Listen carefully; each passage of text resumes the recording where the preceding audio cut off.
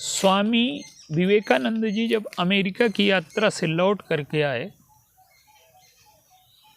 तो यहाँ के जो शिक्षाविद हैं, यहाँ के जो संभ्रांत लोग हैं, उनके मन में एक चित्र था कि स्वामी जी अमेरिका की भौतिक प्रगति और उन्नति से कायल होकर के लौटे हैं।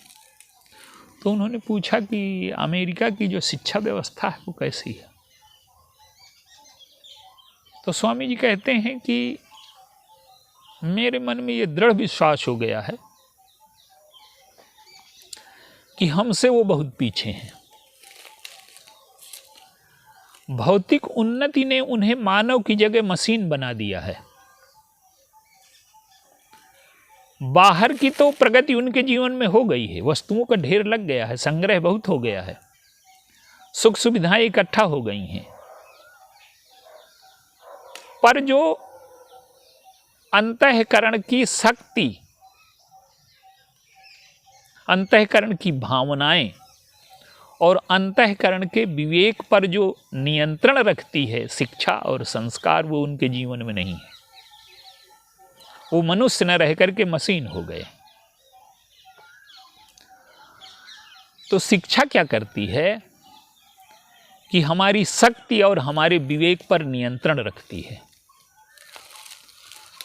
तो संस्कारहीन मनुष्य ये नहीं जान पाता कि अपने बल का, अपने विवेक का प्रयोग उसे किस दिशा में करना है और बल और विवेक हमें लिए कहां जा रहे हैं।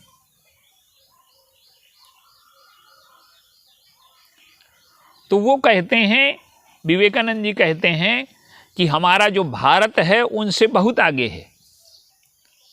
लेकिन आज क्या हो रहा है कि आज हम उस शिक्षा को, उस संस्कृति को जो मनुष्य को शांति की ओर, आनंद की ओर, पूर्णता की ओर, तृप्ति की ओर ले जा रही है, हमारी जो संस्कृति थी उसका अर्थ हम भूल गए हैं, उसे हमने मूल्यहीन मान लिया है।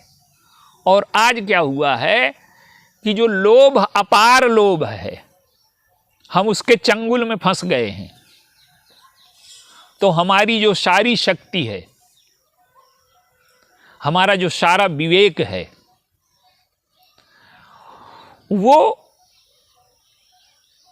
शक्ति और विवेक पर नियंत्रण रखने वाले संस्कार नहीं रहे। इसलिए आज मनुष्य दुखी है, उदास है।